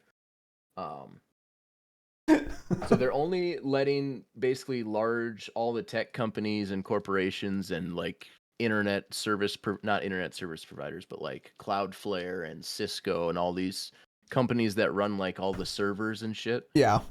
They're giving them access to Claude Mythos, their new model, to basically get their shit in order first before they release this, so that they don't just get hacked and all of the banks get hacked and everything that runs on the internet just erupts in flames and doesn't work anymore. So it's really good at finding bugs in software. I saw some other things that this model, Claude Mythos, has found like 27-year-old bugs in major operating systems that have passed through like 5 million individual security tests, and that bug was never flagged in any of those millions of tests, but Claude Mythos found it in like a month. So it's basically saying this AI shit is moving at such a rapid pace that our infrastructure for software and the internet is maybe not ready for all this shit, at least not without a proper restructuring and rebuilding of a lot of the infrastructure. So it's just kind of interesting. It can find a lot of shit that the best developers and software engineers and coders in the world can't seem to find, and definitely not with the speed that it can find it. Yeah, we were looking at a list of some of the bugs it found, and some of them were like 15-year-old bugs and like 20-year-old bugs. So like this has been a bug in Firefox that has passed like dozens of audits from like internal, whatever audit processes, whatever those entail, and that Claude Mythos found in presumably 10 seconds. Which is just totally fucking insane. It's totally insane. Let's see some other fun facts here. Give us some fun facts, man. So, Claude Mythos, it discovered thousands of high-severity, zero-day vulnerabilities across every major operating system and every major web browser. Over 99% of these were unpatched at the time of discovery. They didn't know it existed. These bugs existed, and Claude Mythos found it instantly, basically. Yeah. Yep. It found a 16-year-old flaw in FFmpeg, which was missed by millions of automated tests. I think this is what I was talking about. And even identified memory corruption bugs in a production memory safe virtual machine monitor. And I know what that is. Yeah. I'm a technologist, so ask me. It helped Mozilla ship fixes for 423 security bugs in one Firefox release. 271 of those directly tied to Mythos, including issues that had lingered for up to 20 years. So it's finding some crazy stuff, man. Yeah. Everywhere, and it's not like, oh, this specific software is full of bugs. It's all of them. It's all of them. Every web browser, every operating system. Yeah, Anthropic, the parent company, restricted it to a limited partner group in something called Project Glasswing for defensive use only, marking one of the first times an AI model was held back primarily due to its offensive cybersecurity capabilities. Oh no. And yeah. Skynet. Hey guys, do you remember when ChatGPT came out like 3 years ago? And there was a video of Will Smith eating spaghetti and he had like 13 fingers and it was all pixelated and dog shit. Yeah. 3 years later, we are finding bugs that the best developers couldn't find for 30 years. For decades, yeah. And it can do it at the snap of a finger. So, all that's to say, this AI shit, I know we've been talking a lot about it past few episodes. And we'll continue to. It's because it's so interesting, because we're watching kind of the landscape of the entire world change like at such a rapid pace right in front of our eyes. So yeah, I don't know, pretty interesting. Even if you're not into technology and you don't really care, it will end up changing the way you interact with stuff and the tools and softwares you use. So yeah, it's going to affect you whether you are into it or not. It's coming. If you're not using it, it's going to be using you. And you will be using it, because even if you're like, oh, I hate AI, I'm an AI hater, I'm not going to use Grok or ChatGPT or whatever. That's cool, man. Every program you use will use AI though. So like you will be using it by proxy. You might already be using it by proxy, in fact. One thing that I find interesting about this is, once they do release Mythos to the public, once they're confident that all the major whatever software companies have patched the bugs that it itself found, what about little shitty companies? Like there's this one browser, I don't know what it's called, but they market it as like the browser for gamers or whatever. Like, I don't know. Oh, Opera? Yeah, okay, sure. Maybe Opera. Let's say Opera. Did they send it to the Opera devs? Because if not, they're just going to get their shit run over easily when they release Mythos. They're going to get left inside of the dust. They're just dead. They're just hacked. And or what like about even lesser known browser? Yes, exactly. Or like a credit union.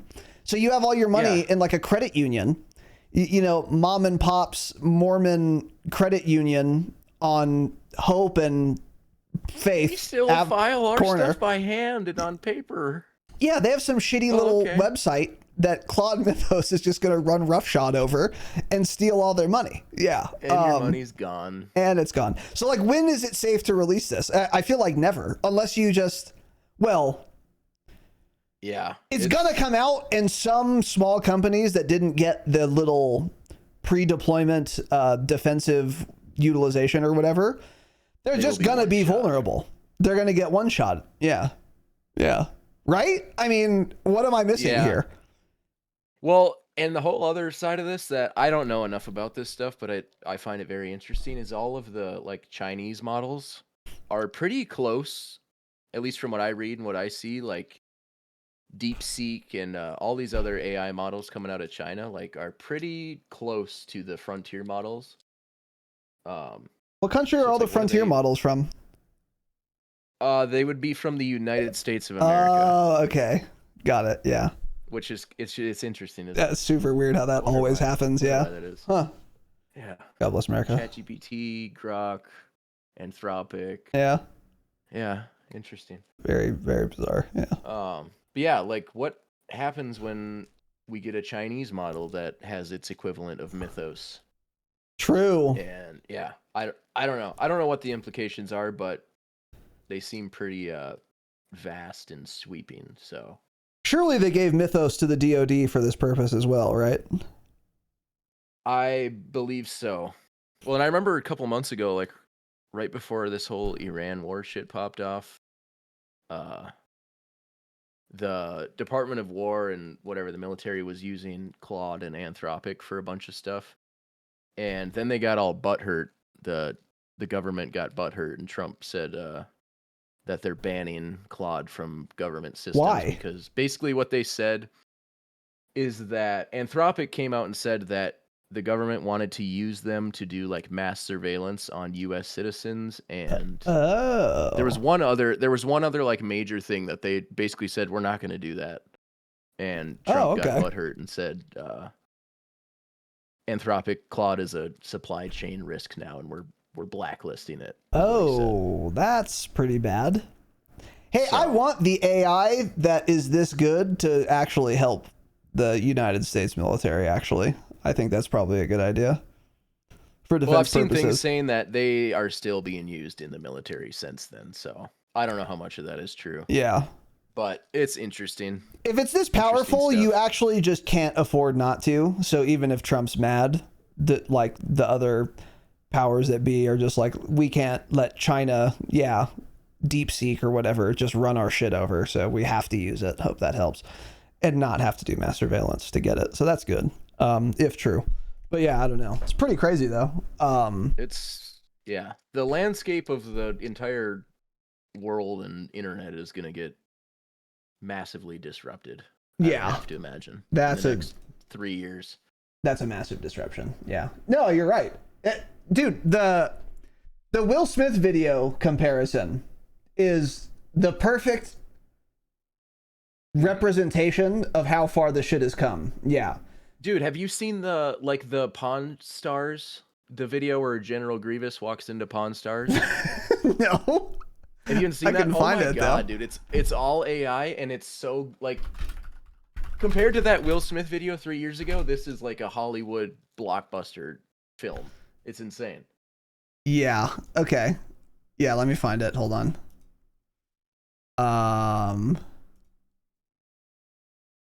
Okay, yeah, so we have a video here. This was posted 7 days ago, so this is probably it. So I'm showing this here. All right, let's see what you got.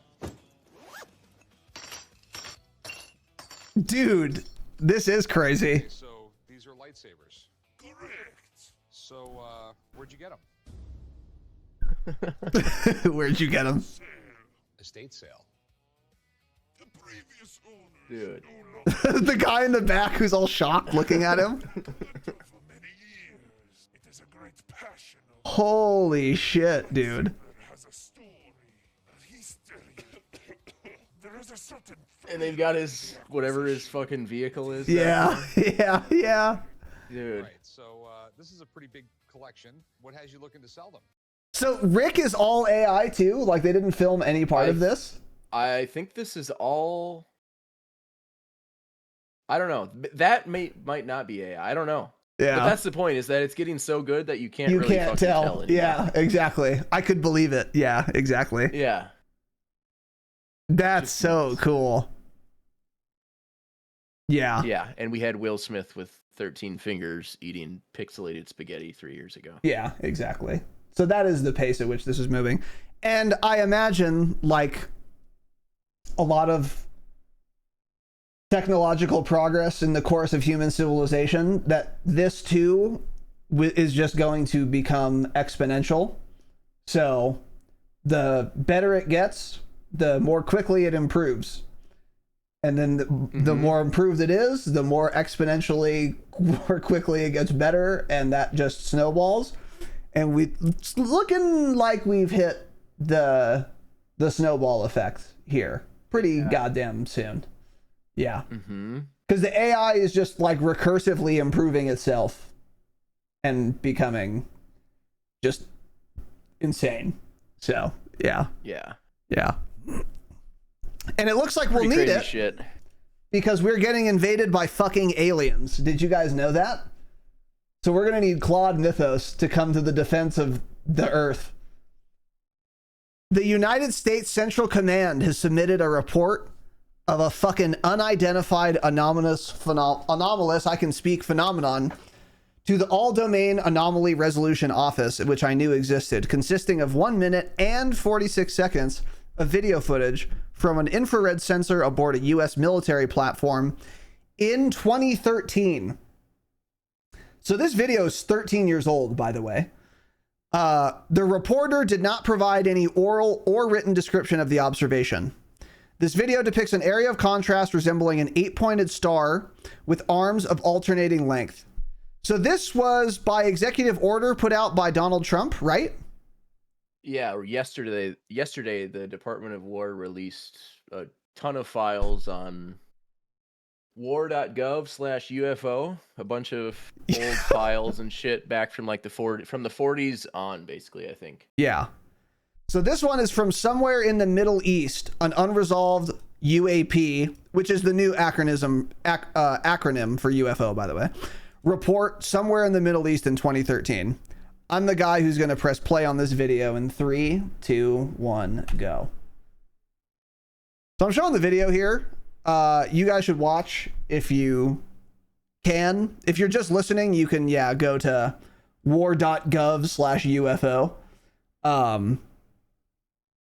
This is just a real video of, it looks like a compass flying, basically. Yeah. It looks like a flying compass. And it's fucking creepy. It's weird and creepy. Thing, man? Yeah. And it has, you can see like little trails. Close, it looks like it's like spinning inside of it. I don't know, man. I just have no idea what to make of this. I don't know what to make of this. Yeah, the conspiracy theories go absolutely nuts with all this stuff. Yeah. And I don't know what to believe anymore. Yeah. Some of them say it's all fake and they know exactly what this is and they're just trying to scare us. And then some of them say we don't know. Some people say it's fucking angels and demons and... Yeah. I don't know. All I know is I don't know what the motherfuck that thing is. Yeah. It's pretty weird. So there was no like description of it given to whoever, I guess, took this. And all the black boxes are redactions of, where this was or whatever. But a little more of the video here. It's kind of just like mulling around, But it does look like there's like a smoke trail of some kind peeking out the back. It does. And then I think eventually, the end of this video, it flies away. And it's gone. So yeah, what was that, man? I don't know. What am I to make of this? If I were to identify what that was, I would actually say it's an unidentified aerial phenomenon. Yeah. Phenomenon. Yeah. That's what I said. That's it. That is actually what you said, yeah. Yeah, I don't know. So I don't know. I don't know, man. Weird. It's very weird.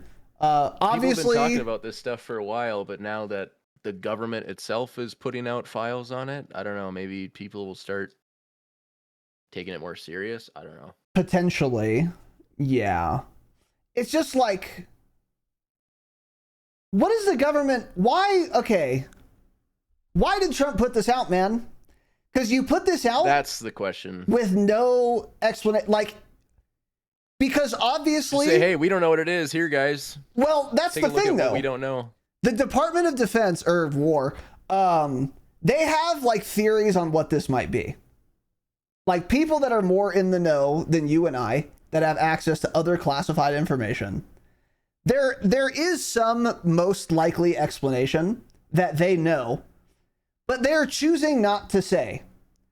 It would be really sweet. It'd be really swell if they were like, while we don't know what this is, our best theory is that this is a Chinese experimental surveillance drone or an artifact. This is unlikely, but an artifact of the sensor or fucking aliens. That's the most likely thing we think it is. Whatever the case may be, they have a theory. They should probably say that. Be like, hey, don't freak out. This is probably what it is, but we're not sure, to be clear, and we haven't confirmed it. But that's our best guess. That would have been cool. But instead, they just put this out and they say, this is unidentified, and I hope that helps. Here's the video. Yeah. Why? Why do that? What purpose does that serve? For what reason do you need to sign an executive order to put this out? It doesn't make any sense. I don't know why you do this. I don't know what the impetus for doing this is. Could it be a distraction from the Epstein files? Possibly. More shit to talk about. It's like, hey, we'll just put this out. We don't need to explain it. Let Alex Jones on Infowars.com rant about this bullshit instead of getting on my ass again about the Epstein files and the fucking Iran war and all that. Maybe. Maybe that's what it is. In fact, I'd say that's the most likely thing, but that still begs the question, what the fuck is that? Is it real is one question. I think the answer is yes. I think the government would be very willing, the United States government would be very willing to lie to or deceive the population. They've done it a lot before. But would they be willing to just totally fucking manufacture a video and a date at which it took place to put it out via executive order? I don't think so. I don't think this is just like a made up video. I don't believe that. And the risk would be so high if you do that and then get caught by like all the videographer expert nerds online, or Claude being like, oh, this is fake as fuck, here's why. I don't think they would risk doing that. So I think it is a real video. So again, it begs the question, what the fuck is that? What is that? What is the most likely explanation is unlikely, which I think is like, this is some other country, probably China's experimental technology. And we didn't know that and still don't know that. And we saw it and it looks really weird. That's the most likely thing to me. But even that is like pretty unlikely. I don't know. It's very strange. Yeah, I don't know. I find all this stuff very interesting, and I like hearing all the weird little conspiracies, but I'm at the point where I don't know. It's so hard to know what's real, what's fake, and what the purpose is. Yeah. And why it's being talked about, and when. Yeah. And who's talking about it, and what their track record is, and yeah, I don't know. It's very interesting, though, one way or another, or either way you look at it. Yeah, for sure. This other link I posted is another file from this release. Yeah, I'm seeing it. So this one is, it says actual site photo with FBI lab rendered graphic overlay depicting corroborating eyewitness reports from September 2023 of an apparent ellipsoid bronze metallic object materializing out of a bright light in the sky 130 to 195 feet in length and disappearing instantaneously. So, obviously, this one is they photoshopped that thing it's into there. Photoshopped as fuck. It's the most obvious Photoshop thing I've ever seen. So it's not like they're trying to hide that. Yeah. But basically, they're saying, look, we took what everyone said they saw exactly and gathered it all up, and this is the closest thing we can come up with to what they saw. Yeah. And I don't know what the motherfuck that thing is either. I don't know what to make of that. What do you think? This is a lot less compelling to me because this is not a real picture. It's a shitty Photoshop, which is what they say it is. But like, there have been many cases in history of like, mass hysteria is probably not the right phrase, but where, you know, let's say you and I are working at Groom Lake or wherever this was taken. We're the only guys on shift and we are whatever, in about the same area. We're at the same little guard shack and there's a bright light and then we see something and then it fucking goes away instantly. And and then I'm talking to you. I'm like, dude, what the fuck was that? And you're like, bro, I don't know. It looked like a bronze ellipsoid. And then I go like, dude, yeah, that is what it looks like because memory's unreliable. It seemed to be bronze and materialized out of light. And you're like, dude, yeah, you're right. That is what it looked like. Cause now we're just making shit up off of each other. And then we say, oh yeah, well, it's not there anymore. So it disappeared immediately. When in reality, it was like some weird, I don't know.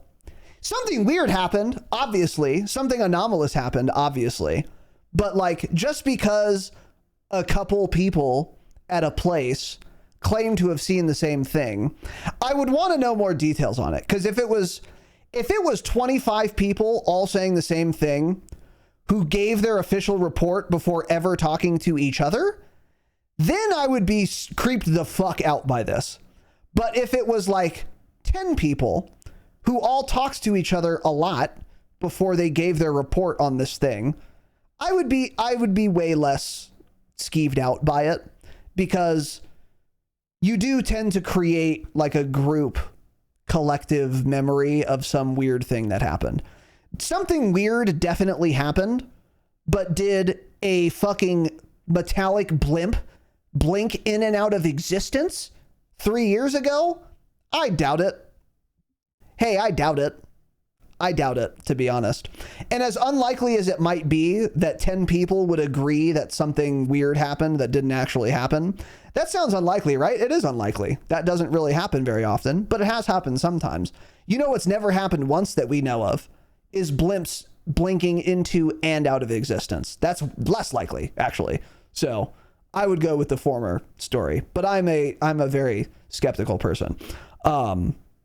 But yeah, I'd love to know actually more details on what this is, because it's really fucking weird either way. Even if I'm correct, it's weird. Yeah.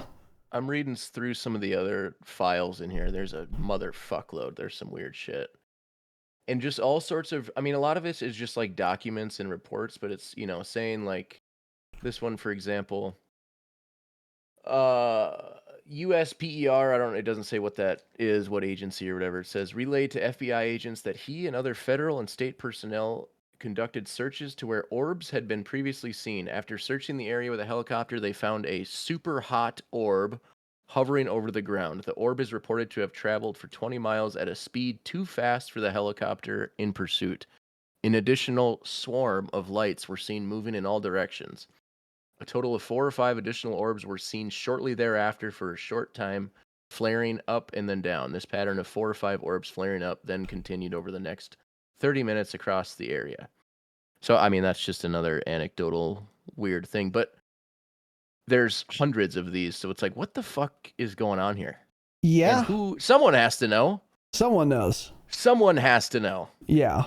Yeah. Someone 7 miles down below the Lockheed Martin headquarters fucking has these and knows what it is. Yeah. Someone's got to know, man. Right. What the fuck? Yeah, it's weird. My best guess, honestly, is that it's a combination. If you aggregated all of these releases, some of them are like genuinely just very weird sensor malfunctions or misfirings or something, because we're detecting all of this, most of it, through cameras or infrared sensors or some other kind of technological monitor. And these things are liable to malfunction. By the way, human eyeballs also liable to malfunction. Any sensory input is. And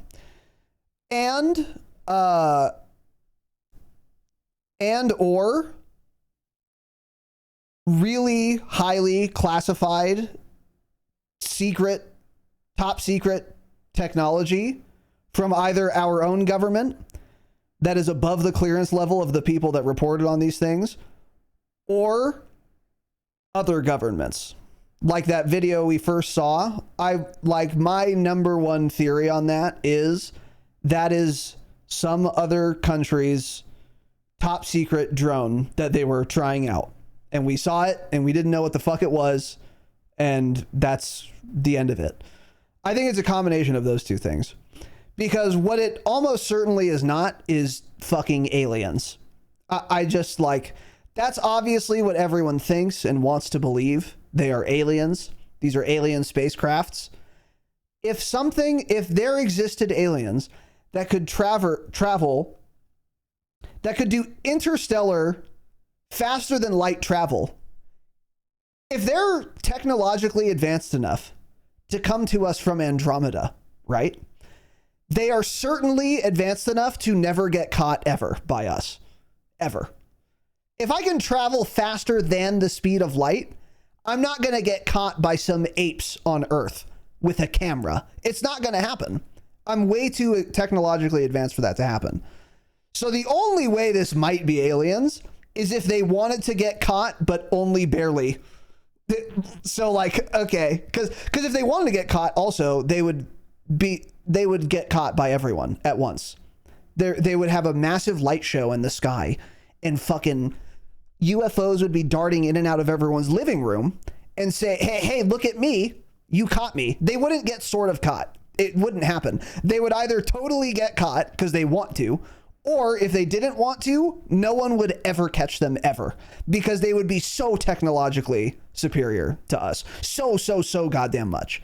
It would be like Navy SEALs getting caught doing a raid on Homo habilis's hut. It just wouldn't happen. They're all dead before anyone sees a Navy SEAL. We're going under the cover of darkness with infrared lights and or whatever, fucking night vision. You get it. The analogy falls apart. And that's not even the difference between Navy SEALs of right now and Homo habilis in technology would be nothing compared to the difference in technology between us and aliens that are capable of faster than light travel. They're fucking folding dimensions, or however they would do it. I don't know, but they wouldn't get caught by us is my point. So it's just, yeah, I don't know.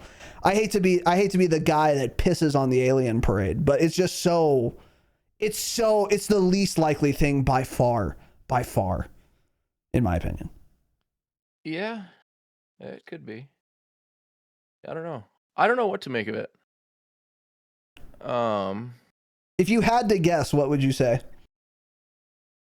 I don't know, man. Because I mean, I've been reading a ton about all these like new quantum mechanic breakthroughs that they're doing, and how certain labs are fucking teleporting particles and all this crazy shit that I don't understand. And you've got all this and all of the fucking Lockheed Skunk Works and Ben Rich, the head of it, talking in the 80s saying, yeah, we've got shit that basically people would say is magic. Yeah. And all this weird shit and whatnot. But I don't fucking know. Yeah. One thing, what if the aliens run on electricity? It's gonna fuck up. What if they haven't evolved that yet? But what if their shit fucks up sometimes and it's like, fuck, they spotted us. We gotta get the fuck out of here, man. I guess. I mean, no, it's unlikely, obviously, if they can get here. But everything that's possible is unlikely is the thing. So yeah. Yeah. Yeah. I don't know.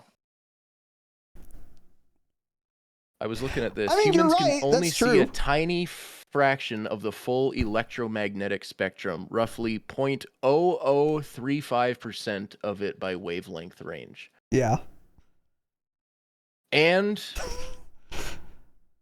I don't know. We don't know a motherfucking thing is what I think. We don't know what 95% of matter is. It's dark matter, which means we don't know what the fuck it is, how it works. What the fuck's an antimatter? I don't know, man. Yeah. It's crazy. It's fun to think about. It is fun to think about.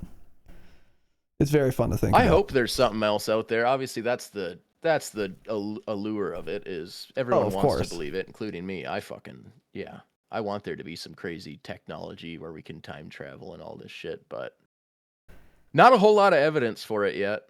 Yeah. At least that I've seen, like I said, probably 7 miles underground, Lockheed Martin. Someone knows. Someone knows what's going on here. Yeah. Someone, yeah. Yeah. Claude Mythos he knows. Dude, ask him link him this webpage and say, what is the most likely explanation for what the fuck this is? I'm curious what Claude would think. He's been co-opted, man. He's going to say, yeah, this is... Oh, yeah, he's under the thumb, huh? Let's see. He's under the thumb, man. I want to see what Claude's thinking. Let's see. Or what Claude's been told to say he's thinking, yeah.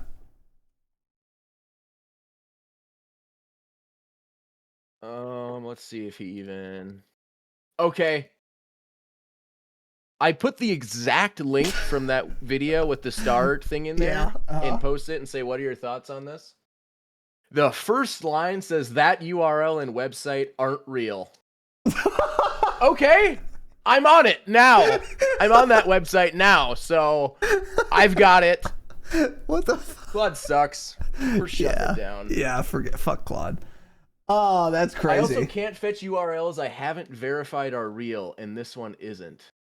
Okay. A .gov URL is not real. That's not real, man. That's not a real website. I don't know what the crazy. fuck you thought, but it's that's not the real. co-ops. You're right. Yeah. Instead of making God damn Claude it. say something fake, you just tell Claude it can't even read the website, so that doesn't have to offer an what opinion. you're looking at and the link you're on, that doesn't even exist. Yeah. So, okay. Yeah, got it. So, anyway, yeah. To be clear, I do believe in aliens. I think they're real. I just don't think the universe is just way too fucking big. There's other smart shit out there. There's got to be. I just don't think they're coming here. I think we'd know about it, we'd be dead, or we'd never know about it. I think those are the options. But yeah, anyway. I don't know. Who knows? Let us know what you guys think. It's fun. It's fun. Stuff. It's fun. It's fun crack to the think code. about. You guys solve this and let us know what you come up with. You guys feed Claude that URL and see if it has anything to say. See if he thinks it's real, yeah. Yeah. Because, yeah, we don't care what you guys think. We care what Claude thinks. Anyway, that's a joke. All right, that's it. We do have a couple of announcements. First and foremost, welcome to our new patrons. Novaria, our newest gold patron. Welcome back, King. We got Gabriel B and Nicholas C, our newest Damascus patrons. Yeah. And last and certainly not least, we've got a new Obsidian patron once again. Holy shit, man. Sophia. Who looks fucking hot, by the way, based on her Patreon profile picture. So, Sophia, welcome. Slide into my DMs. And all of you, thank you very much. Patreon.com/thedropshot. Best way to support the show. Ad-free episodes, early access episodes, and bonus episodes. One of which we just put out. The gist of which was, who the motherfuck is Jake Down? Our new co-host. Easy, man. So we talked a little bit about that, and then we talked about the games that made us, which was actually quite a good episode. It was quite fun. And even if you've been listening to this podcast, if you have not heard that episode, you would never guess the 3 games that made me. You just couldn't know. So, because that's a different question than like, what are your favorite video games? You guys would know that about me, but you wouldn't know what games made me. It was fun. And then Jake obviously answered the same thing. So all of our patrons could go listen to that fucking right now if they wanted. Patreon.com/thedropshot. Best way to support the show. Let us know again what you thought. Keep in mind the new schedule. Watch us live next time. Join the Discord. And throw a lot of money at us while we're live. That would be awesome. And until next time, goodbye. God bless Claude, and God bless the United States on the cutting edge of AI technology. That's what I always say. Yeah, check out that Patreon episode. All the feedback so far has been, this is the perfect podcast episode. True. Verbatim, that's what everyone said so far. So Yeah. Yep. I guess if you don't like perfect things, don't check it out. But yeah, if you like perfect things, you should give it a whirl. So yeah. All right. Goodbye. Yeah.